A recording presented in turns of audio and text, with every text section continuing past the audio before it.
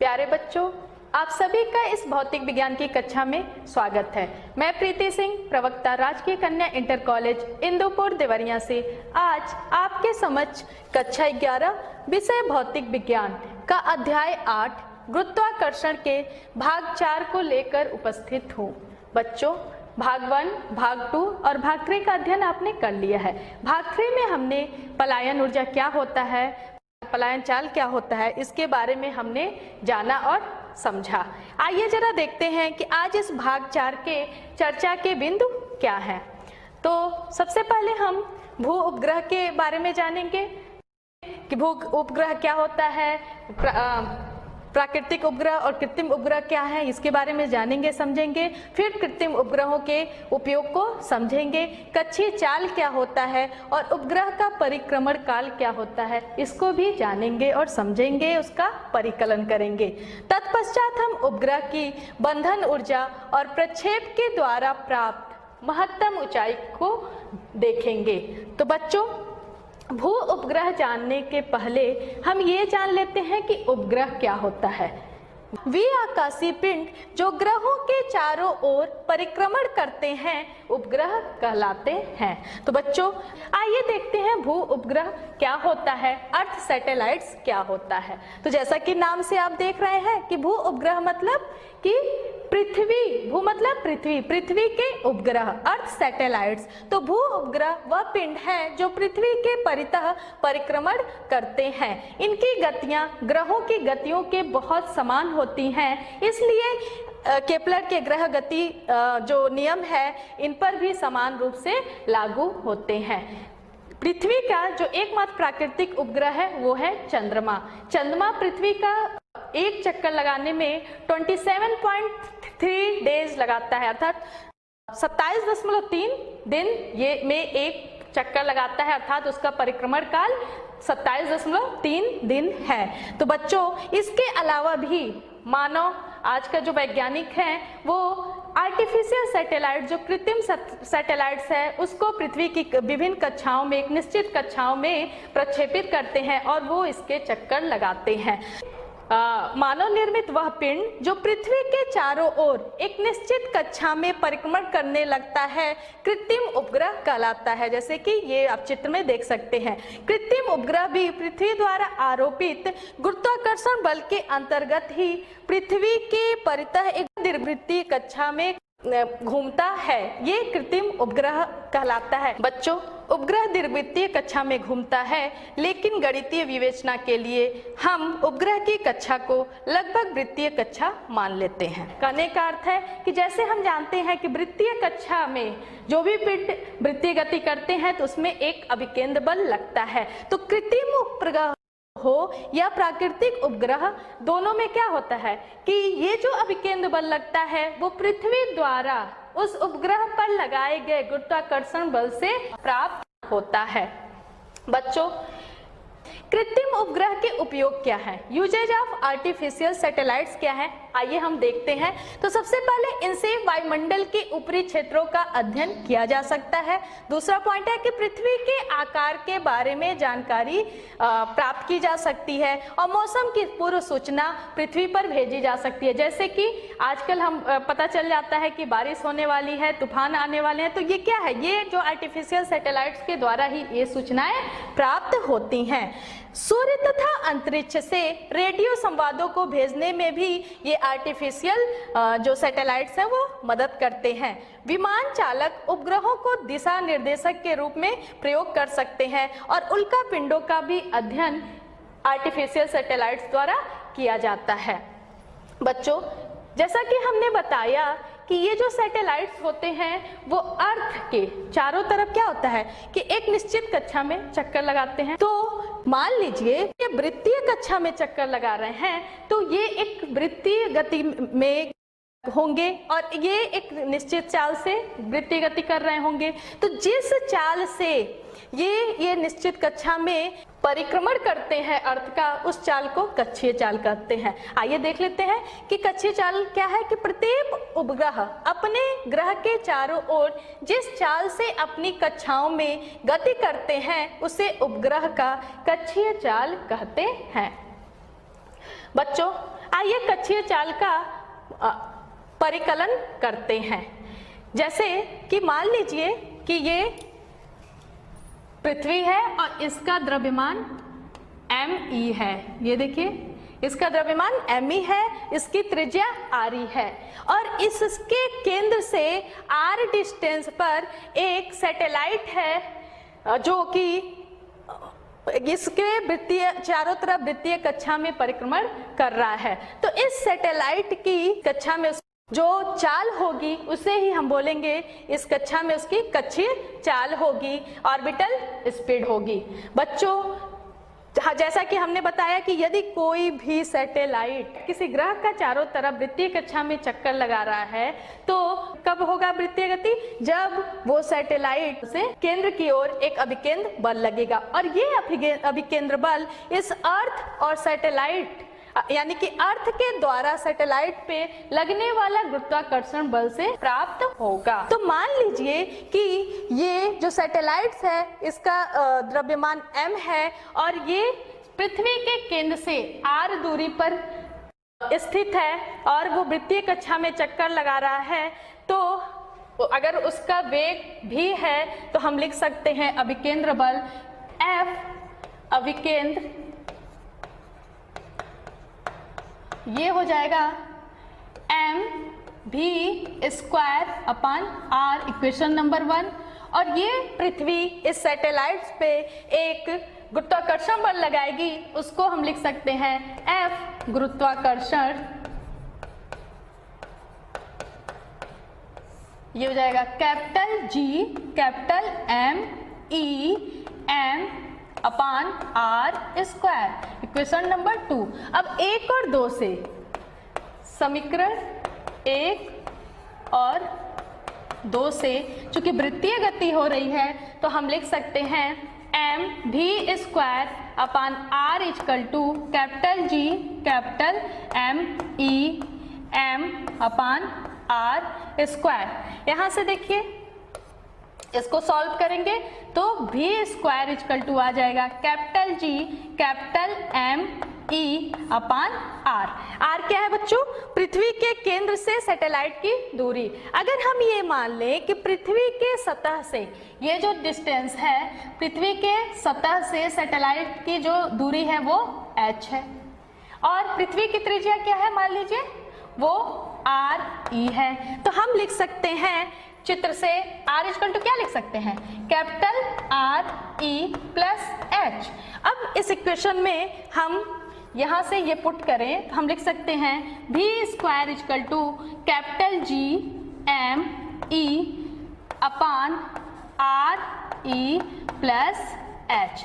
और इस इक्वेशन से वो जो कक्षीय चाल होगा v इक्वल टू ये आ जाएगा, यहाँ से देखिए under root capital G M E upon re plus h। ये देखिए यहाँ पे ये इक्वेशन प्राप्त हो गया। अब हमको पता है कि स्मॉल g इक्वल टू क्या होता है, अर्थात एक्सेलरेशन ड्यू टू ग्रेविटी, गुरुत्वीय त्वरण होता है small g equal to capital G M E upon r² small g क्या है, पृथ्वी की सतह पे गुरुत्वीय त्वरण। तो यहाँ से हम लिख सकते हैं G M E equal to G re²। अब इस इक्वेशन को अगर इसमें हम पुट करते हैं तो v इक्वल टू क्या लिख सकते हैं, under root G re² upon re plus h। और यहाँ से हम लिख सकते हैं v equal to re under root G upon re plus h। हम इस तरह लिख सकते हैं v और g में ये रिलेशन प्राप्त होगा। ये देखिए अब मान लीजिए बच्चों कि पृथ्वी इसका एक चक्कर, माफ करिएगा, मान लीजिए कि ये जो सैटेलाइट है पृथ्वी का एक चक्कर कैपिटल T टाइम में लगाती है। तो हम देखें कि परिक्रमण काल क्या होगा। तो आइए देखते हैं परिक्रमण काल क्या होगा। तो एक चक्कर लगाने में मान लीजिए ये पृथ्वी है, ये अर्थ है और सैटेलाइट इसका चक्कर लगा रहा है ये। तो एक चक्कर लगाने में चली गई दूरी क्या होगी? तो लिख सकते हैं एक चक्कर लगाने में तय की गई दूरी। बच्चों यहाँ पे देखिए, एक चक्कर लगाने में तय की गई दूरी क्या हो जाएगी? 2 पाई r। r क्या है? पृथ्वी के केंद्र से सैटेलाइट की डिस्टेंस। और अगर पृथ्वी के सतह से सैटेलाइट का जो ऊंचाई हो वो h हो तो हम लिख सकते हैं 2 pi r e plus h। और इस प्रकार एक चक्कर लगाने में लिया गया समय t बराबर क्या होगा? वो होता है दूरी बटे 4। और दूरी कितना है यहाँ से देखिए 2 पाई ब्रैकेट में r e plus h divided by 4 क्या था? Under root capital G m e upon r e plus h। इसको हम सॉल्व करेंगे तो t इक्वल टू देखिए हम लिख सकते हैं 2 पाई, यहाँ पे हो जाएगा, इसको लिखें तो r e प्लस h, और ये r e प्लस h को हम लिख सकते हैं r e प्लस h जब ऊपर जाएगा 1/2 divided by g m e to power half. और इसको जब सॉल्व करेंगे तो हम यहाँ से लिख सकते हैं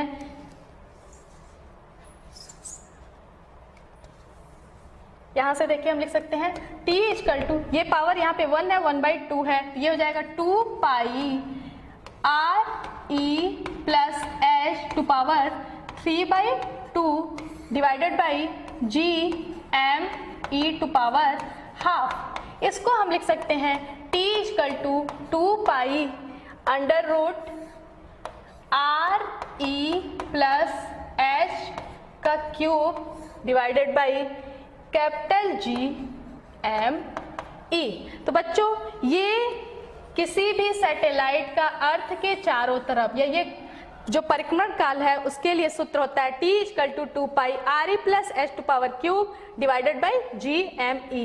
यदि देखिए यहाँ से देखिए, यदि ये जो सैटेलाइट है वो पृथ्वी के बहुत ही निकट है, अर्थात h is very very less then r e, बहुत r e की तुलना में जो हाइट है बहुत है कम है, तो हम लिख सकते हैं t equal to 2 pi under root r e cube divided by G m e।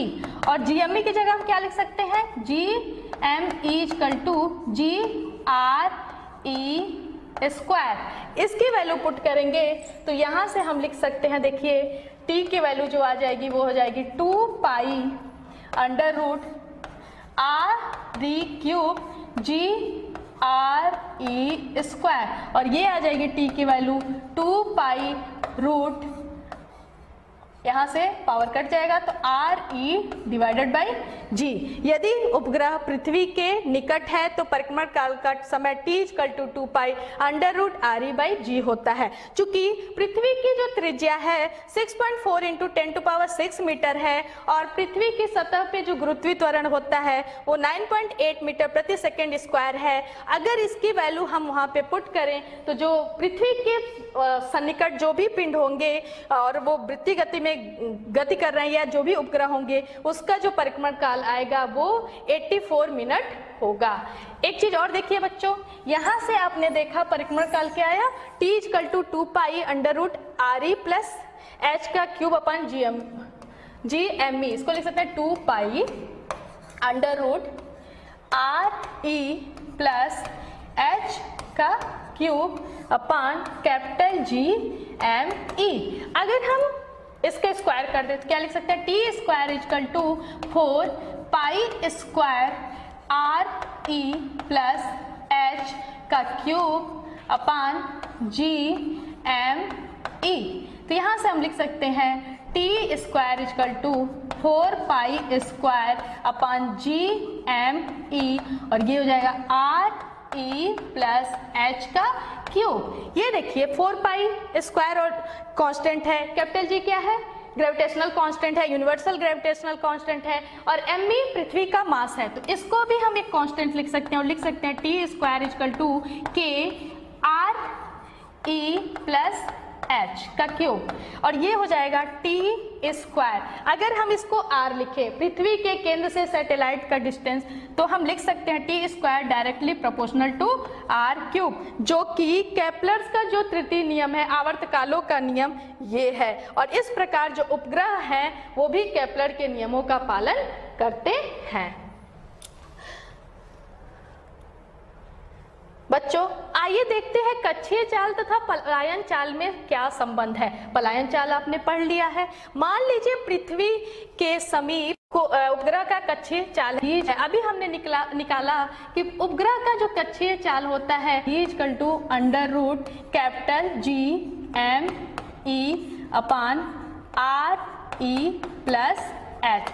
अगर उपग्रह पृथ्वी के बहुत नजदीक है तो क्या हो जाएगा, h is very very less than R E. उस केस में हम लिख सकते हैं v equal to under root G M E upon R E, और जी आर ई स्क्वायर होता है बराबर कैपिटल जी एम ई की। तो इसको जब इस इक्वेशन में पुट करेंगे तो हम लिख सकते हैं G R E square upon R E, और ये आ जाएगा under root G R E. तो पृथ्वी के समीप किसी उपग्रह का जो कक्षीय चाल भी इक्वल टू आता है under root G R E, और पृथ्वी तल से फेंकी गई किसी वस्तु का पलायन चाल हमने निकाला था भी E equal to under root two G R E. तो अगर हम इस इक्वेशन और इस इक्वेशन से डिवाइड कर रहा था v अपान वी ई करें तो हम लिख सकते हैं under root G R E upon under root two G R E. तो ये कैंसिल हो जाएगा, तो हम भी को लिख सकते हैं रूट टू भी, अर्थात पृथ्वी तल से फेंकी गई किसी भी वस्तु के लिए जो पलायन चाल होगा भी ई, वो उसके कक्षीय चाल के रूट टू गुना होता है। बच्चों पृथ्वी पे जो पलायन वेग का मान होता है 11.2 किलोमीटर प्रति सेकेंड। देखिए आइए हम देखते हैं कि कक्षा में गतिशील उपग्रह की ऊर्जा क्या होगी। बच्चों पृथ्वी की परिक्रमा करते उपग्रह में स्थितिज व गतिज ऊर्जा दोनों होती है, जो कि जो उपग्रह है पृथ्वी के गुरुत्वीय क्षेत्र में है इसलिए उस पर स्थितिज ऊर्जा होगी, और चूंकि उपग्रह उसके चारों तरफ गति कर रहा है इसलिए उसमें गतिज ऊर्जा भी होगी। तो सबसे पहले हम देख लेते हैं कि उपग्रह की गतिज ऊर्जा क्या होगी। तो उसको लिख सकते हैं kinetic energy K E equal to half M V square. बच्चों अभी हमने कक्षीय चाल निकाला था कि 1/2 एम, और कक्षीय चाल की वैल्यू थी capital G under root capital G M E upon R E plus H. तो ये उस समय उसकी काइनेटिक एनर्जी क्या हो जाएगी, half M capital G M E upon R E plus H.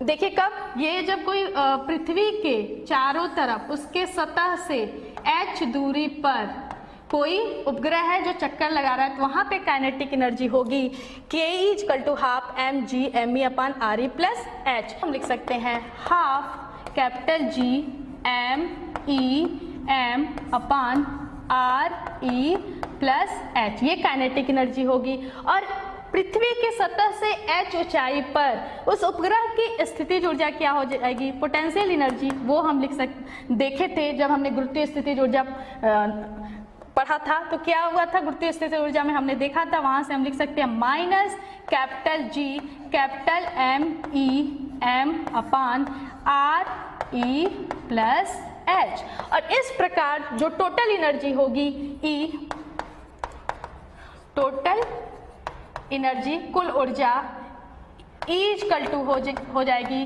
Kinetic energy plus potential energy स्थितिज ऊर्जा। और जब हम इसको जोड़ते हैं ये हो जाएगा plus 1/2 capital G M E M upon R E plus H minus potential energy की वैल्यू आई capital G M E M upon R E plus H. बच्चों यहाँ से हम देखेंगे तो जो टोटल एनर्जी है, देखिए ये जब हम सॉल्व करेंगे तो ये आ जाएगा E equal to minus capital G M M E upon 2RE plus H, अर्थात जो उपग्रह की कुल ऊर्जा है वो ऋणात्मक है। बच्चों ये होना भी चाहिए, क्योंकि हमने देखा था जब भी उपग्रह की किसी कक्षा में वो चक्कर लगा रहा है, अगर उसकी किसी भी पिंड की कुल ऊर्जा धनात्मक हो जाएगी या ये कह लें कि शून्य हो जाएगा तो वो पिंड अनंत पे चला जाएगा। बच्चों मान लीजिए अगर ये कोई भी पिंड है जो पृथ्वी के चारों तरफ, कोई पिंड है जो पृथ्वी के चारों तरफ दीर्घ वृत्ताकार कक्षा में चक्कर लगा रहा है, तो प्रत्येक पथ के प्रत्येक बिंदु पे काइनेटिक एनर्जी और पोटेंशियल एनर्जी की वैल्यू अलग अलग होगी, लेकिन जो टोटल एनर्जी होगी वो नियत होगी, जैसे कि अभी हमने वृत्तीय पथ पे देखा था। बच्चों उपग्रह की बंधन ऊर्जा क्या होती है? तो पृथ्वी के परितः परिक्रमण करते किसी उपग्रह अथवा पिंड को अपनी कक्षा छोड़कर पलायन कर जाने के लिए आवश्यक ऊर्जा को उपग्रह की बंधन ऊर्जा कहते हैं। पृथ्वी की सतह पर या पृथ्वी के आसपास जो भी पिंड उसका चक्कर लगा रहे हैं, उपग्रह हैं, उसकी जो हमने देखी थी कि कुल ऊर्जा थी minus half G capital M E M upon RE। यदि plus half G M E M by RE ऊर्जा दे दी जाए तो टोटल एनर्जी 0 हो जाएगी और वो उस कक्षा को छोड़ के अनंत पे चला जाएगा। तो इसलिए उपग्रह की जो बंधन ऊर्जा होगी वो होगी plus half capital G M E M upon RE equal to 1/2 mgRE। ये mgRE कहाँ से आया बच्चों? ये देखिए यहाँ से, क्योंकि G M E equal to GRE square होता है, और ये जब हम इसमें पुट करेंगे तो ये हो जाएगा plus 1/2 capital G M E M अपान, यहाँ से हम लिख सकते हैं GRE square M upon RE, और एक RE से यहाँ कैंसिल हो जाएगा और ये आ जाएगा 1/2 mgRE। तो ये थी बंधन ऊर्जा। आइए इन ऊर्जा को और अच्छी तरह से समझते हैं इस उदाहरण के द्वारा। पृथ्वी के पृष्ठ पर किसी प्रक्षेप की पलायन चाल 11.2 किलोमीटर प्रति सेकंड है। किसी वस्तु को इस चाल की 3 गुनी चाल से प्रक्षेपित किया जाता है। पृथ्वी से अत्यधिक दूर जाने पर इस वस्तु की चाल क्या होगी? सूर्य तथा अन्य ग्रहों की उपस्थिति की उपेक्षा कीजिए। मान लीजिए पृथ्वी पे पलायन चाल एस्केप स्पीड है v इक्वल टू 11.2, इसको हम v से डिनोट कर रहे हैं, और ये है 11.2 किलोमीटर प्रति सेकेंड। हम मान लेते हैं कि जो इनिशियल मतलब जिस चाल से प्रक्षेपित किया जा रहा है वो है vi, और vi क्या दिया है 3ve के बराबर। देखिए कि वस्तु को पलायन चाल से 3 गुनी चाल से प्रक्षेपित किया जा रहा है, अर्थात इनिशियल वेलोसिटी है वो 3ve के द्वारा है, और हम मान लेते हैं कि जो अंतिम वेलोसिटी है अनंत पे जो इसकी वेलोसिटी है वो हो जाती है vf। तो बच्चों देखिए प्रारंभिक गतिज ऊर्जा वो क्या हो जाएगा हाफ mvi स्क्वायर। फिर अनंत पर या अंतिम गतिज ऊर्जा, और उसको हम लिख सकते हैं हाफ mvf स्क्वायर। इसके बाद हम प्रारंभिक जो स्थितिज ऊर्जा है वो हो जाएगा minus capital G M E M upon RE, और अंतिम स्थितिज ऊर्जा है अनंत पर स्थितिज ऊर्जा, अनंत पर स्थितिज ऊर्जा क्या हो जाएगा बच्चों? वो हो जाएगा 0। तो ऊर्जा संरक्षण के सिद्धांत से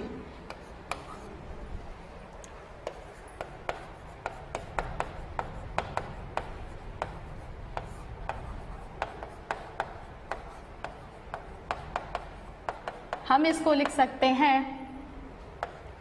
half M v I square minus capital G M E M upon R E equal to half M v F square plus zero, अनंत पे स्थिति ऊर्जा जीरो है, ये इसको हम लिख सकते हैं half M v I square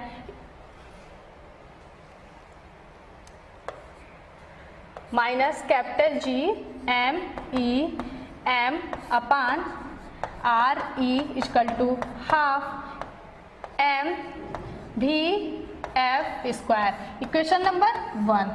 अब देखिए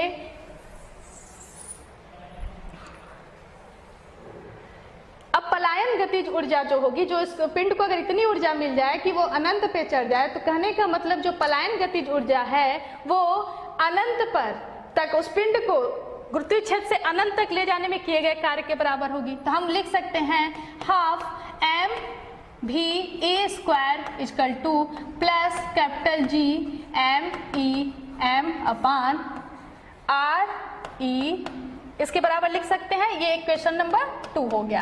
अब 1 और 2 से देखिए, हम minus G M E M upon R E की जगह यहाँ पे हम क्या लिख सकते हैं, minus half M v A square. तो समीकरण 1 और 2 से तो हम लिख सकते हैं half M v I square minus half M v E square equal to half M v F square. बच्चों इसको आप सॉल्व करिए तो हम लिख सकते हैं भी आई स्क्वायर माइनस भी ई स्क्वायर इक्वल टू भी एफ स्क्वायर, और अंतिम वेग जो होगा भी एफ वो हो जाएगा भी F equal to under root भी आई स्क्वायर माइनस भी ई स्क्वायर। और यहाँ से भी आई क्या है, इनिशियल वेलोसिटी थी जो भी ई के 3 गुनी है, अर्थात हम लिख सकते हैं 3 भी ई स्क्वायर माइनस भी ई स्क्वायर, और इसकी वैल्यू आप सॉल्व करेंगे, ये हो जाएगा 9 भी ई स्क्वायर माइनस भी ई स्क्वायर, और ये हो जाएगा अंडर रूट 8 भी ई। जब इसको सॉल्व करेंगे तो ये हो जाएगा अंडर रूट 8 भी ई। अब यहाँ से अगर हम भी की वैल्यू रखें तो ये भी एफ इक्वल टू हो जाएगा अंडर रूट 8 इंटू 11.2, ये हो जाएगा, इसकी आ जाएगी 31.7 किलोमीटर प्रति सेकेंड जब इसकी वैल्यू आएगी। बच्चों आइए हम देखते हैं प्रक्षेप के द्वारा प्राप्त महत्तम ऊंचाई क्या होगा। मान लीजिए कि कोई पिंड है जिसका द्रव्यमान m है और उसको v वेग से प्रक्षेपित किया जा रहा है और वो h ऊंचाई पे जा रहा है, तो उसके जो प्रारंभिक स्थितिज ऊर्जा होगी u इक्वल टू होगी वो होगी g m minus G M E, पृथ्वी तल पर स्थितिज ऊर्जा होगी minus G M E M upon R E. अब पृथ्वी तल से h ऊंचाई पर जो स्थितिज ऊर्जा का मान होगा वो होगा u equal to minus capital G M E M upon U H equal to R E plus H. ये इक्वेशन नंबर 1 और इक्वेशन नंबर 2। जो इसमें डिफरेंस आएगा u माइनस यू एच, माफ करिएगा, स्थितिज ऊर्जा में जो परिवर्तन होगा यू एच माइनस यू, इसको हम लिख सकते हैं minus G M E M upon R E plus H minus, और यहाँ से देखिए minus capital G M E M upon R E, और इसको सॉल्व करेंगे तो हमें मिलेगा U H minus U equal to minus capital G M E M R E, यहाँ से देखिए plus capital G M E M R E plus capital G M E M H upon R E bracket में are E plus H, यहाँ से ये cancel हो जाएगा। तो यू एच माइनस यू की जो वैल्यू आएगी वो आ जाएगी capital G M E M H upon RE RE plus H, और G अम्मी की जगह हम क्या लिख सकते हैं, since GME equal to GRE square, तो हम यहाँ से लिखते हैं UH minus U equal to, और यहाँ पे हो जाएगा GRE स्क्वायर MH। यहाँ से देखिए अगर RE कॉमन ले लें तो हम लिख सकते हैं RE square 1 plus H by RE। यहाँ से RE स्क्वायर से RE स्क्वायर ये कैंसिल हो जाएगा, और यहाँ से हमें प्राप्त होता है UH माइनस U, और ये हो जाएगा MGH upon 1 plus H upon RE। यदि प्रक्षेप के द्वारा प्राप्त महत्तम ऊंचाई H है वो पृथ्वी के बहुत ही निकट है, अर्थात H नेग्लिजिबल होती है, तो वहां पे स्थितिज ऊर्जा जो में परिवर्तन होता है mgh होता है H ऊंचाई पे। लेकिन जब H बहुत ही ज्यादा दूरी पे हो तो उसमें जो स्थितिज ऊर्जा में परिवर्तन होगा वो UH minus U equal to mgh upon 1 plus H upon RE होता है। जब जिस भी वेग से अगर उसको किसी पिंड को प्रक्षेपित किया जाता है तो जैसे जैसे उसकी गतिज ऊर्जा क्या होती है वो स्थितिज ऊर्जा में परिवर्तित हो जाती है, और जब मैक्सिमम H ऊंचाई तक जाती है तो पूरी गतिज ऊर्जा जो हाफ mv स्क्वायर था वो स्थितिज ऊर्जा में परिवर्तित हो जाती है। हम लिख सकते हैं कि half mv square equal to mgh upon 1 plus H upon RE, और यहाँ से देखिए हम इसको सॉल्व करें तो v square equal to 2gh upon 1 plus H upon RE होगा। बच्चों यहाँ से अगर इसको सॉल्व करेंगे तो H की जो वैल्यू आएगी वो H इक्वल टू हो जाएगी v स्क्वायर RE अपान 2 small g capital RE minus v square. ये होती है मैक्सिमम हाइट के लिए ये जो फार्मूला होता है। तो H equal to v square RE upon 2 GRE minus v square.